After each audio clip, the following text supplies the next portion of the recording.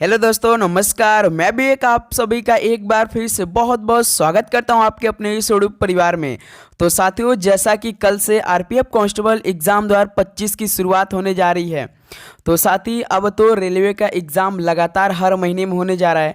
2025 का ये पहला एग्ज़ाम जो कि मार्च के महीने में स्टार्ट होने जा रही है आरपीएफ के साथ। अब तो साथ ही आरपीएफ का एग्ज़ाम हो जाएगा, उसके बाद एनटीपीसी का एग्ज़ाम, उसके बाद आपका रेलवे ग्रुप डी का एग्ज़ाम।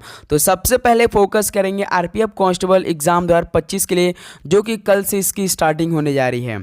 तो साथ ही पेपर से एक दिन पहले वो सेशन आपके लिए हमने तैयार किया है। यदि आप इन सेशन के सारे प्रश्नों को तैयार कर लेते हैं तो आपको काफ़ी बेनिफिट होगी और आपकी तैयारी में चार चांद लगने वाली है। क्योंकि साथ ही जो अभी तक आपने तैयारी किया है, ये सारे प्रश्न साथ ही आपकी तैयारी पे भारी पड़ने वाली, प्लस आपके पेपर में भी भारी पड़ने वाले हैं। जैसा आरपीएफ के एग्जाम में सवाल पूछे थे, बिल्कुल साथ ही वैसा प्रश्न आज की सेशन हमने आपके लिए तैयार किया है। ओके दोस्त, तो चलिए बिना टाइम वेस्ट करते हुए सेशन को स्टार्ट करते हैं, क्योंकि भाई कल से पेपर है तो समय हम बिल्कुल वेस्ट नहीं करेंगे। जिसमें दोस्त हम लोग आज की सेशन में टोटल 75 क्वेश्चन को डिस्कस करेंगे और आप सभी का टारगेट रहेगा, याद रखिएगा, 75 में से 75। ये बात ध्यान देंगे आप सभी लोग, 75 का 75 पर सही करने का प्रयास करेंगे। तो टारगेट अब साथ ही 2 मार्च से लेकर 18 मार्च के बीच हम लोग का होने वाला है। ओके, तो डेली क्लास आपको सुबह 8 बजे 11:30 AM पे, शाम को 7 PM पे रहने वाली है। तो चलिए दोस्त, आज का आप पहला प्रश्न देखते हैं, मोस्ट इंपॉर्टेंट साथी। तो देखिए, भारतीय संविधान के किस अनुच्छेद में राज्यपाल के कार्यकाल से संबंधित प्रावधान का वर्णन है? तो भारतीय संविधान के किस अनुच्छेद में राज्यपाल के कार्यकाल से संबंधित प्रावधान का वर्णन है? तो अनुच्छेद 156 है, तो पहले का बी ऑप्शन बिल्कुल राइट आंसर हो जाएंगे। चलिए नेक्स्ट अगला सवाल बताइए, क्वेश्चन नंबर 2। कोयले का सबसे शुद्ध रूप क्या है? कोयले का सबसे शुद्ध रूप क्या होता है? तो याद रखिएगा एंथ्रासाइट है। ये ऑप्शन क्या हो जाएगा? बिल्कुल राइट आंसर हो जाएंगे। चलिए दोस्त, नेक्स्ट अगला सवाल बताइए, क्वेश्चन नंबर 3 देखिए। पौधों में प्रोटीन और अन्य यौगिक के संश्लेषण के लिए आवश्यक तत्व कौन सा है? पौधों में प्रोटीन और अन्य यौगिक के संश्लेषण के लिए आवश्यक तत्व कौन सा है? तो याद रखिएगा दोस्त, नाइट्रोजन है। तो ए ऑप्शन क्या हो जाएगा? बिल्कुल करेक्ट आंसर हो जाएंगे। चलिए नेक्स्ट अगला सवाल बताइए दोस्त, क्वेश्चन नंबर 4 देखिए।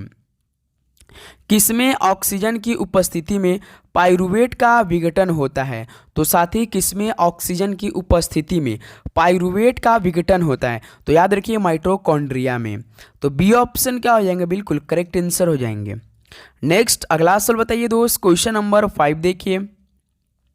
राज्यपाल राज्य विधानमंडल के सदस्यों को ये किसके परामर्श के बाद ही बर्खास्त कर सकता है? तो साथ ही राज्यपाल राज्य विधानमंडल के सदस्यों को किसके परामर्श के बाद ही बर्खास्त कर सकता है? तो याद रखिए निर्वाचन आयोग के परामर्श से। डी ऑप्शन क्या हो जाएंगे? बिल्कुल करेक्ट आंसर हो जाएंगे। ओके दोस्त, चलिए नेक्स्ट अगला सवाल बताइए, क्वेश्चन नंबर 6 देखिए। सूचना का अधिकार अधिनियम यानी आरटीआई कब लागू हुआ था, किस वर्ष में?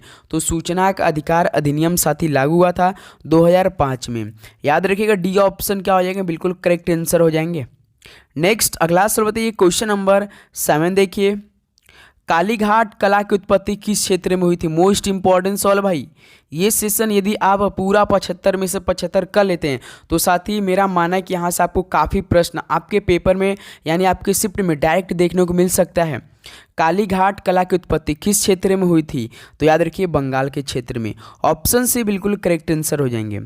नेक्स्ट अगला सवाल बताइए दोस्त, क्वेश्चन नंबर 8 देखिए। 2011 की जनगणना के अनुसार किस केंद्र शासित प्रदेश में लिंगानुपात सबसे अधिक था? तो साथ ही 2011 की जनगणना के अनुसार किस केंद्र शासित प्रदेश में लिंगानुपात का सबसे अधिक था? तो याद रखिए पुदुचेरी में। डी ऑप्शन क्या हो जाएंगे? बिल्कुल करेक्ट आंसर हो जाएंगे। नेक्स्ट अगला सवाल बताइए, क्वेश्चन नंबर 9 देखिए। भारतीय संविधान में वित्त आयोग से संबंधित प्रावधान किस अनुच्छेद में दिए गए हैं? तो भारतीय संविधान में वित्त आयोग से संबंधित प्रावधान किस अनुच्छेद में दिए गए हैं? तो याद रखिए अनुच्छेद 280 में दिए गए हैं। ऑप्शन सी का हो जाएगा? बिल्कुल करेक्ट आंसर हो जाएंगे। चलिए नेक्स्ट अगला सवाल बताइए, क्वेश्चन नंबर 10 देखिए। भारतीय संविधान का कौन सा भाग राज्यों को दिए गए विशेष प्रावधानों से संबंधित है? तो साथ ही भारतीय संविधान का कौन सा भाग राज्यों को दिए गए विशेष प्रावधान से संबंधित है? तो याद रखिए भाग 21 है। ऑप्शन सी क्या हो जाएंगे दोस्त? बिल्कुल करेक्ट आंसर हो जाएंगे। ओके, चलिए नेक्स्ट अगला सवाल बताइए, क्वेश्चन नंबर 11 देखिए। गोल्डन फाइबर क्रांति किससे संबंधित है? तो साथी गोल्डन फाइबर क्रांति किससे संबंधित है? याद रखिएगा जूट से संबंधित है। डी ऑप्शन मेरे दोस्त का हो जाएगा बिल्कुल करेक्ट आंसर हो जाएंगे। तो साथी उम्मीद करूंगा आप हर एक प्रश्न बहुत अच्छी तरीके से याद करोगे और इस सेशन को दोस्त अपने दोस्तों में भी शेयर जरूर कर दीजिए क्योंकि उनका भी बेनिफिट हो जाएगा। देखिए क्वेश्चन नंबर 12 है, भारतीय संविधान के किस अनुच्छेद में राज्य की परिभाषा दी गई है? तो भारतीय संविधान के किस अनुच्छेद में राज्य की परिभाषा दी गई है? तो याद रखिए अनुच्छेद 12 में दी गई है। डी ऑप्शन मेरे दोस्त का हो जाएगा बिल्कुल करेक्ट आंसर हो जाएंगे। चलिए नेक्स्ट अगला सवाल बताइए, क्वेश्चन नंबर 13 देखिए। निम्नलिखित में से किसे अनबुझा चूना कहा जाता है? तो साथी इनमें से किसे अनबुझा चूना कहा जाता है? तो याद रखिए कैल्शियम ऑक्साइड को कहा जाता है। डी ऑप्शन क्या हो जाएंगे भाई बिल्कुल करेक्ट आंसर हो जाएंगे। चलिए दोस्त अगला सवाल बताइए, क्वेश्चन नंबर 14 देखिए। विद्युत प्रतिरोध की एसआई इकाई क्या होती है? विद्युत प्रतिरोध की एसआई इकाई क्या होती है? तो मेरे दोस्त ओम मीटर होती है। ध्यान देंगे ऑप्शन क्या हो जाएगा बिल्कुल राइट आंसर हो जाएंगे। चलिए अगला सवाल बताइए दोस्त, क्वेश्चन नंबर 15 देखिए। पॉलीमार्फिक गांधी पुस्तक किसके द्वारा लिखी गई थी? ये मोस्ट इंपॉर्टेंट सवाल है दोस्त। जो पॉलीमार्फिक गांधी पुस्तक है ये किसके द्वारा लिखी गई थी? तो याद रखिए अनु बंदोपाध्याय द्वारा लिखी गई थी। अनु बंदोपाध्याय बिल्कुल राइट आंसर हो जाएंगे। चलिए नेक्स्ट अगला सवाल बताइए दोस्त, क्वेश्चन नंबर 16 देखिए। केंद्रीय लोक सेवा आयोग के अध्यक्ष को कौन हटा सकता है? तो मेरे दोस्त केंद्रीय लोक सेवा आयोग के अध्यक्ष को कौन हटा सकता है? तो याद रखिए राष्ट्रपति साहब हटा सकते हैं। बी ऑप्शन का आ जाएगा बिल्कुल राइट आंसर हो जाएंगे। चलिए नेक्स्ट अगला सवाल बताइए, क्वेश्चन नंबर 17। उदयगिरी गुफाओं में हाथी गुम्फा शिलालेख किस शासक के सैन्य अभियानों के बारे में जानकारी देता है? तो उदयगिरी गुफाओं में हाथी गुम्फा शिलालेख किस शासक के सैन्य अभियानों के बारे में जानकारी देता है? तो ये राजा खराविल के बारे में देता है। ऑप्शन ए राजा खराविल बिल्कुल राइट आंसर हो जाएंगे। ओके चलिए नेक्स्ट अगला सवाल बताइए, क्वेश्चन नंबर 18 देखिए। हरिके झील किस राज्य में स्थित है? तो साथी हरिके झील किस राज्य में स्थित है? तो याद रखिए पंजाब राज्य में स्थित है। डी ऑप्शन क्या हो जाएगा मेरे दोस्त बिल्कुल करेक्ट आंसर हो जाएंगे। चलिए अगला सवाल बताइए, क्वेश्चन नंबर 19 देखिए। बक्सर के युद्ध कब हुआ था? तो मेरे दोस्त बक्सर के युद्ध कब हुआ था? तो याद रखिए बक्सर के युद्ध हुआ था 1764 में हुआ था। ऑप्शन से बिल्कुल राइट आंसर हो जाएंगे। तो साथ ही आप देखेंगे कि जो जीके जीएस का 50 क्वेश्चन आएंगे इसमें तो कम से कम 10 सवाल साथ ही आपको मुंह जबानी याद होंगे, वो सवाल आपके पेपर में आएंगे। तो साथ ही आज की सेशन में हम उसी प्रश्नों का आकलन करने के बाद ही ये साथी सेशन हमने आपके लिए तैयार किया। काफ़ी आपको एक एक सवाल काफ़ी ईजी भी मिल रहे होंगे। तो जैसा पेपर होता है बिल्कुल उसी पैटर्न में साथी ये सेशन आपके लिए हमने तैयार किया है। ओके तो हर एक प्रश्न आपके लिए बहुत महत्वपूर्ण होने वाला है, तो इसे आप अच्छी तरीके से याद करेंगे। क्वेश्चन नंबर 20 देखिए। निम्नलिखित में से किसे बाघ जतीन के नाम से जाना जाता है? तो साथी किसे बाघ जतीन के नाम से जाना जाता है? तो याद रहे जतीन्द्रनाथ मुखर्जी को। ऑप्शन सी क्या हो जाएगा बिल्कुल राइट आंसर हो जाएंगे। चलिए नेक्स्ट अगला सवाल बताइए, क्वेश्चन नंबर 21 देखिए। किसी भी राज्य में अनुसूचित जातियों एवं अनुसूचित जनजातियों के नियंत्रण एवं प्रशासन के संबंध में भारतीय संविधान में क्या प्रावधान दिए गए, यानी किस अनुसूची में दिए गए हैं? किसी भी राज्य में अनुसूचित जातियों एवं अनुसूचित जनजातियों के नियंत्रण एवं प्रशासन के संबंध में भारतीय संविधान में क्या प्रावधान दिए गए हैं? तो ये 5वीं अनुसूची में। ऑप्शन ए बिल्कुल राइट आंसर हो जाएंगे।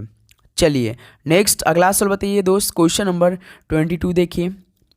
पेट से छोटी आंत में प्रवेश करते समय होने वाली क्रियाओं को कौन सी प्रणाली नियंत्रित करती है? तो पेट से छोटी आंत में प्रवेश करते समय होने वाली क्रियाओं को कौन सी प्रणाली नियंत्रित करती है? तो याद रखिए अवरोधिनी मांसपेशी करती है। ऑप्शन सी क्या हो जाएगा बिल्कुल करेक्ट आंसर हो जाएंगे। चलिए नेक्स्ट अगला सवाल बताइए, क्वेश्चन नंबर 23। कौन सा लोगो किसी उत्पाद पर उसके गुणवत्ता मानकों के प्रमाणीकरण से संबंधित है? तो साथ ही कौन सा लोगो किसी उत्पाद पर उसके गुणवत्ता मानकों के प्रमाणीकरण से संबंधित है? तो याद रखिए ISI जो लोगो है ना दोस्त, यानी भारतीय मानक संस्थान, ये गुणवत्ता मानकों के प्रमाणीकरण से संबंधित है। ऑप्शन सी बिल्कुल राइट आंसर हो जाएंगे। चलिए दोस्त अगला सवाल बताइए, क्वेश्चन नंबर 24 देखिए। निम्नलिखित में से कौन सा उपकरण भारोत्तोलन से संबंधित है? तो दोस्त कौन सा उपकरण भारोत्तोलन से संबंधित है? तो याद रखिए बारबेल है। ऑप्शन सी क्या हो जाएंगे, बिल्कुल करेक्ट आंसर हो जाएंगे। नेक्स्ट अगला सवाल बताइए दोस्त, क्वेश्चन नंबर 25 देखिए, किस अधिनियम के अंतर्गत मुसलमानों के लिए अलग चुनाव शुरू किए गए? तो साथ ही किस अधिनियम के अंतर्गत मुसलमानों के लिए एक अलग चुनाव शुरू किए गए थे, यानी किस अधिनियम के तहत? तो याद रखिए भारतीय परिषद अधिनियम 1909 के से द्वारा। ऑप्शन सी क्या हो जाएंगे, बिल्कुल राइट आंसर हो जाएंगे। चलिए नेक्स्ट अगला सवाल बताइए दोस्त, क्वेश्चन नंबर 26 देखिए, भारतीय संविधान की विधिक व्यवस्था के अनुसार निम्नलिखित में से कौन सा शब्द या शाब्दिक रूप से शरीर की प्रस्तुति व्यक्ति है? तो भारतीय संविधान की विधिक व्यवस्था के अनुसार कौन सा शब्द शाब्दिक रूप से शरीर की प्रस्तुति व्यक्ति है? तो याद रखिए बंदी प्रत्यक्षीकरण है। तो ऑप्शन सी बिल्कुल करेक्ट आंसर हो जाएंगे। चलिए नेक्स्ट अगला सवाल बताइए, क्वेश्चन नंबर 27, निम्नलिखित में से कौन सा परमाणु खनिज नहीं है? तो कौन सा परमाणु खनिज नहीं है इनमें से? तो याद रखिए टंगस्टन, जो कि ये खनिज नहीं है। बी ऑप्शन बिल्कुल राइट आंसर हो जाएंगे। चलिए अगला सवाल बताइए दोस्त, क्वेश्चन नंबर 28 देखिए, लॉर्ड वेलेस्ली ने किसमें फोर्ट विलियम कॉलेज की स्थापना की? तो लॉर्ड वेलेस्ली ने दोस्त किसमें फोर्ट विलियम कॉलेज की स्थापना की? तो याद रखिए कलकत्ता में। डी ऑप्शन बिल्कुल करेक्ट आंसर हो जाएंगे। ओके चलिए नेक्स्ट अगला सवाल बताइए, क्वेश्चन नंबर 29, भारतीय संविधान के अनुसार भारत है, तो भारतीय संविधान के अनुसार भारत क्या है? तो ये धर्मनिरपेक्ष राज्य है दोस्त। ऑप्शन बी बिल्कुल राइट आंसर हो जाएंगे। नेक्स्ट अगला नंबर बताइए, क्वेश्चन नंबर देखिए 30 क्या दिया है, केंद्रीय प्रशासनिक न्यायाधिकरण निम्नलिखित में से किस मंत्रालय से संबंधित है? तो साथ ही केंद्रीय प्रशासनिक न्यायाधिकरण किस मंत्रालय से संबंधित है? तो याद रखिए कार्मिक लोक शिकायत और पेंशन मंत्रालय से संबंधित है। तो ए ऑप्शन क्या हो जाएंगे, बिल्कुल राइट आंसर हो जाएंगे। चलिए दोस्त अगला सवाल बताइए, क्वेश्चन नंबर 31 देखिए, निम्नलिखित में से कौन सा तप्त वायु है? तो इनमें से कौन सा तप्त वायु है? तो याद रखिए हर मट्टन है ना, ये दोस्त आपका तप्त वायु होता है। ए ऑप्शन बिल्कुल करेक्ट आंसर हो जाएंगे। चलिए अगला सवाल बताइए दोस्त, क्वेश्चन नंबर 32। तो साथ ही आप लोगों ने तो अपना एग्ज़ाम सिटी भी चेक कर लिया होगा, जिनका एग्ज़ाम 2-3 को होगा वो तो अपना एडमिट कार्ड भी डाउनलोड कर लिया होगा। तो साथ ही ये आप लोग जरूर क्लियर कीजिएगा आपका एग्ज़ाम कब है, 2 से लेकर 18 मार्च के बीच में, क्योंकि उसका शेड्यूल भी आ चुका है।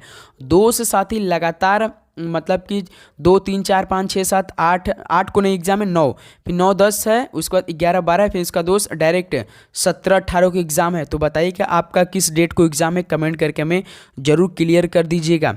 ओके देखिए निम्नलिखित में से कौन सा संरक्षित जीवमंडल असम में स्थित है? तो कौन सा संरक्षित जीवमंडल असम में स्थित है? तो याद रखिए मानस है। ऑप्शन सी बिल्कुल राइट आंसर हो जाएंगे। चलिए अगला सवाल बताइए, क्वेश्चन नंबर 33 देखिए, निम्नलिखित में से ग्लेशियरों के क्षरण से बनने वाली आकृति की पहचान कीजिए। तो साथ ही ग्लेशियरों के क्षरण से बनने वाली आकृति की पहचान करना है, तो कौन है? वृत्त है। तो ए ऑप्शन क्या हो जाएंगे, बिल्कुल राइट आंसर हो जाएंगे। चलिए दोस्त अगला सवाल बताइए, क्वेश्चन नंबर 34 देखिए, चिकनकारी कढ़ाई का प्रसिद्ध कार्य किस राज्य से संबंधित है? तो मेरे दोस्त चिकनकारी कढ़ाई का प्रसिद्ध कार्य किस राज्य से संबंधित है? तो यूपी से संबंधित, यानी उत्तर प्रदेश राज्य से। डी ऑप्शन बिल्कुल राइट आंसर हो जाएंगे। चलिए अगला सवाल बताइए, क्वेश्चन नंबर 35 देखिए, भारतीय राष्ट्रीय कांग्रेस के किस अधिवेशन में कांग्रेस 2 दलों उदारवादी और गर्म दल में विभाजित हो गई? तो भारतीय राष्ट्रीय कांग्रेस किस अधिवेशन में कांग्रेस 2 दलों उदारवादी और गर्म दल में विभाजित हो गई? तो याद रखिए सूरत अधिवेशन में ऐसा हुआ था। ऑप्शन सी बिल्कुल राइट आंसर हो जाएंगे। ओके चलिए नेक्स्ट अगला सवाल बताइए, क्वेश्चन नंबर 36। तो साथ ही उम्मीद करूंगा आपको कोई भी प्रश्न में डाउट नहीं हो रहा होगा, क्योंकि भाई हर एक प्रश्न बहुत अच्छी तरीके से हम आपको याद कराते हुए आगे बढ़ रहे हैं, क्योंकि लास्ट समय में हमारी रिवीजन के तौर पे ये सेशन चल रही है। तो आपका यहाँ से रिवीजन होगा, प्लस साथ ही मॉक टेस्ट भी हो जाएगा यदि आप हर एक प्रश्न का जवाब कमेंट में देते चल रहे होंगे तो, और भी आपके लिए बेनिफिट होगा यहाँ से। ओके 36 नंबर देखिए, केवल एक ही संयोजक बंध वाले कार्बनिक यौगिक को क्या कहते हैं? तो केवल एक ही संयोजक बंध वाले कार्बनिक यौगिक को क्या कहते हैं? तो मेरे दोस्त संतृप्त यौगिक बोलते हैं। डी ऑप्शन क्या हो जाएगा, बिल्कुल करेक्ट आंसर हो जाएंगे।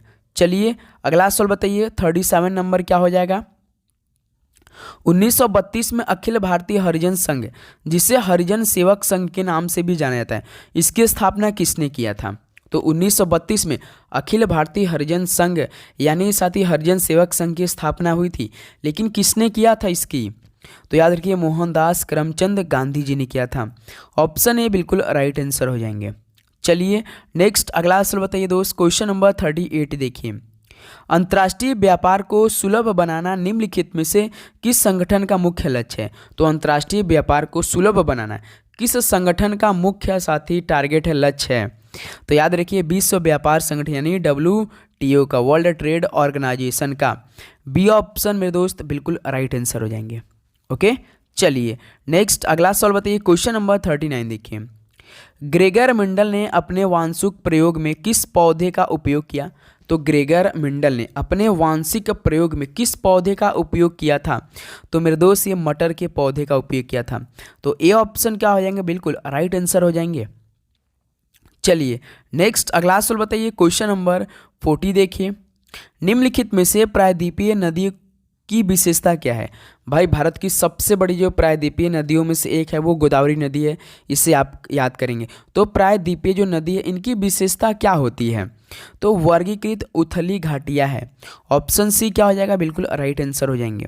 ओके चलिए नेक्स्ट अगला नंबर बताइए 41 देखिए।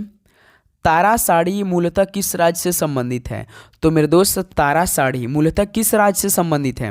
तो यह पश्चिम बंगाल से संबंधित है तारा साड़ी। ये ऑप्शन बिल्कुल राइट आंसर हो जाएंगे। चलिए अगला सवाल बताइए दोस्त, क्वेश्चन नंबर 42 देखिए। निम्नलिखित में से कौन अफ्रीका और एशिया के बीच विभाजक का कार्य करता है? तो मेरे दोस्त अफ्रीका और एशिया के बीच विभाजक का कार्य कौन करता है? तो याद रखिए लाल सागर करता है। तो यहाँ से बी ऑप्शन क्या हो जाएगा, बिल्कुल राइट आंसर हो जाएंगे। चलिए नेक्स्ट अगला सवाल बताइए, क्वेश्चन नंबर 43 देखिए। यूएस ओपन एक ग्रैंड स्लैम टूर्नामेंट है, इसका संबंध किस खेल से है? भाई यूएस ओपन एक ग्रैंड स्लैम टूर्नामेंट है जो कि काफ़ी फेमस ये गेम भी होता है। इसका संबंध साथ ही आपको मालूम होगा टेनिस से होता है। ऑप्शन सी बिल्कुल करेक्ट आंसर हो जाएंगे। चलिए नेक्स्ट अगला सवाल बताइए, क्वेश्चन नंबर 44 देखिए। 1717 में किस मुगल सम्राट ने ईस्ट इंडिया कंपनी को निरीक्षण आदेश जारी किया था? तो साथ ही 1717 में किस मुगल सम्राट ने ईस्ट इंडिया कंपनी को निरीक्षण आदेश जारी किया था? तो याद रखिए फरूक सियार ने किया था। ऑप्शन डी फरूक सियार बिल्कुल राइट आंसर हो जाएंगे। चलिए नेक्स्ट अगला सवाल बताइए दोस्त, क्वेश्चन नंबर 45 देखिए। प्रसिद्ध ज्वालामुखी देवी मंदिर ये किस शहर या राज्य के कांगड़ा जिले में स्थित है? बताइए प्रसिद्ध ज्वालामुखी देवी मंदिर एक कांगड़ा जिले में स्थित है, तो किस साथी राज्य के? तो हिमाचल प्रदेश के कांगड़ा जिले में स्थित है प्रसिद्ध ज्वालामुखी देवी मंदिर। डी ऑप्शन बिल्कुल राइट आंसर हो जाएंगे। चलिए नेक्स्ट अगला सवाल बताइए, क्वेश्चन नंबर 46 देखिए। सिक्के को पानी के अंदर रखने पर यह सतह से ऊपर प्रतीत होता है, इसका कारण क्या है? यदि साथी मान लीजिए आप यहाँ पे एक टब में पानी भर देंगे और इसमें साथी आप एक सिक्का आप यहाँ पर रख देते हैं, तो आप देखेंगे सिक्का आपको ऊपर दिखाई प्रतीत पड़ेगा। तो इसका साथी कारण क्या होता है? तो इसका कारण होता है प्रकाश का अपवर्तन होता है दोस्त। ऑप्शन ही क्या हो जाएगा, बिल्कुल राइट आंसर हो जाएंगे। चलिए नेक्स्ट अगला सवाल बताइए, क्वेश्चन नंबर 47 देखिए। अंडमान एवं निकोबार द्वीप समूह में शांति समृद्धि एवरेस्ट सुशासन से संबंधित नियम कौन बना सकता है? अंडमान एवं निकोबार द्वीप समूह में की बात कर रहा है, इसमें दोस्त शांति समृद्धि एवरेस्ट सुशासन संबंधित नियम कौन बना सकता है? तो याद रखिए राष्ट्रपति साहब भी बना सकते हैं। ये ऑप्शन बिल्कुल राइट आंसर हो जाएंगे। चलिए अगला सवाल बताइए, क्वेश्चन नंबर 48 देखिए। सिनाई प्रायद्वीप किस देश में स्थित है? तो सिनाई प्रायद्वीप किस देश में स्थित है दोस्त? याद रखिए मिस्र में स्थित है। तो बी ऑप्शन क्या हो जाएगा, बिल्कुल राइट आंसर हो जाएंगे। चलिए नेक्स्ट अगला सवाल बताइए, क्वेश्चन नंबर 49 देखिए। विद्युत मिश्रित यौगिक सामान्यतः ये किसमें घुलनशील होते हैं? तो विद्युत मिश्रित यौगिक सामान्यतः किसमें घुलनशील होते हैं? तो मेरे दोस्त ये पानी में घुलनशील होते हैं। ऑप्शन सी क्या हो जाएगा, बिल्कुल राइट आंसर हो जाएंगे। ओके चलिए नेक्स्ट अगला सवाल बताइए, क्वेश्चन नंबर 50 देखिए। भारतीय संविधान में वर्णित मौलिक अधिकार मुख्यतः किससे लिए गए हैं, यानी किस देश के संविधान से लिए गए हैं भारतीय संविधान में वर्णित मौलिक अधिकार? तो मुख्यतः दोस्त ये अमेरिकी संविधान से लिए गए हैं। तो ए ऑप्शन क्या हो रहा है यहाँ से, बिल्कुल राइट आंसर। चलिए अगला सवाल बताइए, क्वेश्चन नंबर 51 देखिए। प्रकाश से दूर तने के भाग में कोशिकाओं की तीव्र वृद्धि का क्या कारण है? तो प्रकाश से दूर तने के भाग में कोशिकाओं की तीव्र वृद्धि का कारण क्या होता है? तो भाई ऑक्सीन होता है मेरे दोस्त। ये ऑप्शन क्या हो जाएंगे? बिल्कुल राइट आंसर हो जाएंगे। ओके, चलिए नेक्स्ट अगला नंबर बताइए। क्वेश्चन नंबर 52 देखिए। भारत का नियंत्रक एवं महालेखा परीक्षक निम्नलिखित में से किसके खातों की जांच करता है? तो साथ ही आप सभी से रिक्वेस्ट रहेगा कि आपका एक लाइक और एक सब्सक्राइब हमें मोटिवेट करता है कि हम आप लोगों के लिए इतना मेहनत करते हैं। और साथ ही आज हो सकता है कि जो आपका पिछला पेपर हुआ था आरपीएफ का एग्जाम यानी 2019 का, पूरा शिफ्टों का साथ ही निचोड़ हम करा सकते हैं शाम तक। तो इसलिए आप लोग चैनल पर नहीं तो सब्सक्राइब करके नोटिफिकेशन जरूर ऑन करेंगे। लगभग साथ ही 17 से 18 शिफ्टों का हम पूरा प्रश्न आपको डिस्कस कराएंगे। समझ सकते हैं एक शिफ्ट में 50 क्वेश्चन आए थे, यानी दोस्त यदि हम 20-20 शिफ्टों करते हैं तो 20 पंजे 100, समझ सकते 1000 लगभग क्वेश्चन आपके बीच हो सकता है। आपकी तैयारी और भी मजबूत होगी। ओके, तो ध्यान से आप लोग सब्सक्राइब करके नोटिफिकेशन भी ऑन कर लीजिए। तो भारत का नियंत्रक एवं महालेखा परीक्षक किसके खातों की जांच करता है? तो राज्य और केंद्र सरकार दोनों की। ऑप्शन सी क्या हो जाएंगे भाई? बिल्कुल राइट आंसर हो जाएंगे। चलिए नेक्स्ट अगला सवाल बताइए। क्वेश्चन नंबर 53 देखिए। हेमताश किस भारतीय राज्य से संबंधित है? हेमताश किस भारतीय राज्य से संबंधित है? तो ये असम राज्य से। डी ऑप्शन क्या हो जाएंगे? बिल्कुल करेक्ट आंसर हो जाएंगे। चलिए नेक्स्ट अगला सवाल बताइए। क्वेश्चन नंबर 54 देखिए। रणथंभौर राष्ट्रीय उद्यान कहाँ पर स्थित है? रणथंभौर राष्ट्रीय उद्यान कहाँ पर स्थित है? तो ये राजस्थान राज्य में स्थित है। ऑप्शन सी क्या हो जाएगा? बिल्कुल करेक्ट आंसर हो जाएंगे। चलिए नेक्स्ट अगला सवाल बताइए। क्वेश्चन नंबर 55 देखिए। लाल कंगारू निम्नलिखित में से किस देश का राष्ट्रीय पशु है? लाल कंगारू किस देश का राष्ट्रीय पशु है? दोस्त आप सभी को मालूम होगा कंगारुओं का देश ऑस्ट्रेलिया, तो लाल कंगारू भी साथी ऑस्ट्रेलिया में ही का इसका क्या है? देश का राष्ट्रीय पशु है। डी ऑप्शन बिल्कुल राइट आंसर हो जाएंगे। चलिए नेक्स्ट अगला सवाल बताइए। क्वेश्चन नंबर 56 देखिए। पश्चिमी चक्रवाती ज्वार का उद्गम स्थल कहाँ है? तो पश्चिमी चक्रवाती ज्वार का उद्गम स्थल कहाँ पर है? तो मेरे दोस्त भूमध्य सागर में है।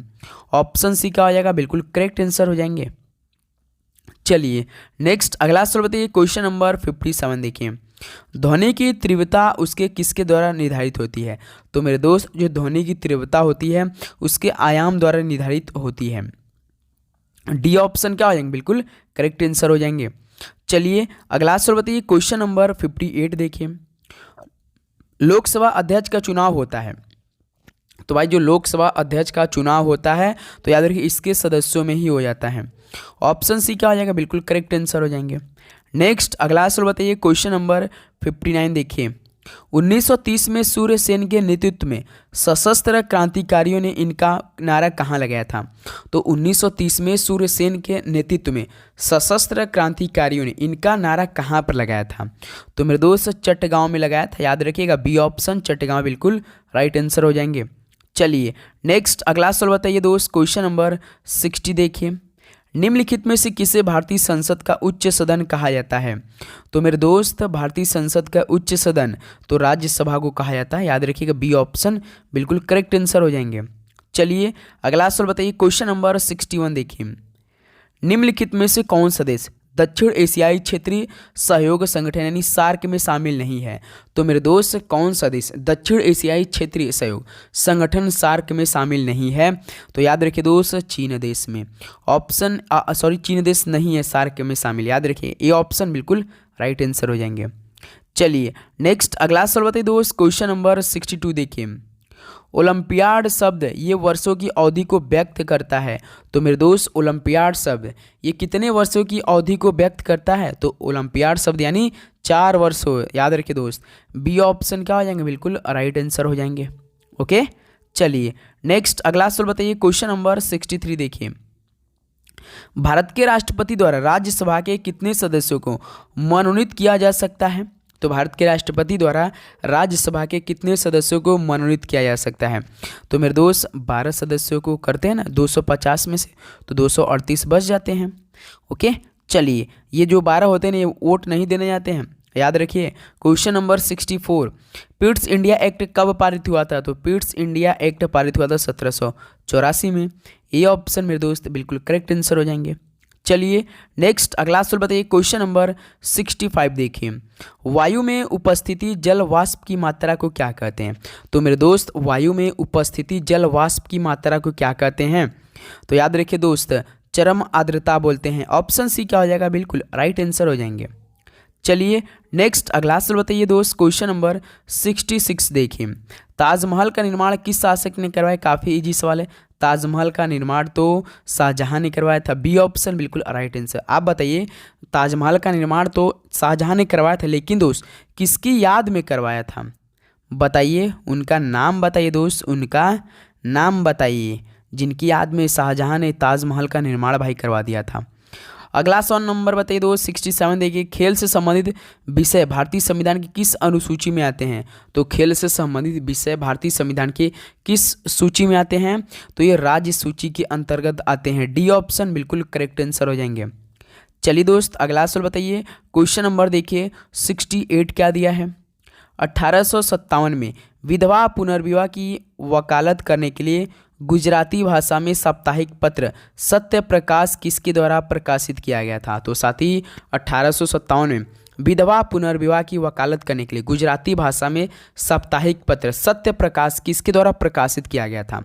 तो ये करसोन दास मुलजी के द्वारा किया गया था। करसोन दास मुलजी के द्वारा। ऑप्शन सी मेरे दोस्त बिल्कुल राइट आंसर हो जाएंगे। चलिए नेक्स्ट अगला सवाल बताइए, क्वेश्चन नंबर 69 देखिए। निम्नलिखित में से कौन सी गंगा की सहायक नदी उच्च प्रायद्वीपीय भूमि से निकलती है? तो कौन सी गंगा की सहायक नदी उच्च प्रायद्वीपीय भूमि से निकलती है? तो मेरे दोस्त सोन नदी निकलती है। ऑप्शन ही क्या हो जाएगा? बिल्कुल राइट आंसर हो जाएंगे। चलिए नेक्स्ट अगला सवाल बताइए 70 नंबर देखिए। भारत सरकार में एकमात्र नाम मात्र शक्ति कौन है? तो भाई भारत सरकार में एकमात्र नाम मात्र शक्ति कौन है? तो याद रखिए राष्ट्रपति साहब हैं। ऑप्शन ए मेरे दोस्त बिल्कुल करेक्ट आंसर हो जाएंगे। चलिए नेक्स्ट अगला सवाल बताइए, क्वेश्चन नंबर 71 देखिए। कंबोडिया का नोम पेन यानी नामपे किस नदी के तट पर स्थित है? तो मेरे दोस्त कंबोडिया का नोम पेन यानी नामपे ये किस नदी के तट पर स्थित है? तो याद रखिए मेकांग नदी के तट पर स्थित है। ऑप्शन सी क्या हो जाएगा? बिल्कुल राइट आंसर हो जाएंगे। चलिए नेक्स्ट अगला सवाल बताइए दोस्त, क्वेश्चन नंबर 72। किसी देश को निर्यात किए जाने वाले माल पर लगाए गए करों को क्या कहते हैं? तो मेरे दोस्त किसी देश को निर्यात किए जाने वाले माल पर लगाए गए करों को क्या कहते हैं? तो याद रखिए दोस्त निर्यात शुल्क बोलते हैं। ऑप्शन ही क्या हो जाएगा? बिल्कुल राइट आंसर हो जाएंगे। ओके चलिए नेक्स्ट अगला सवाल बताइए 73 नंबर। 1930 में गांधी जी ने किस स्थान पर नमक कानून तोड़ा था?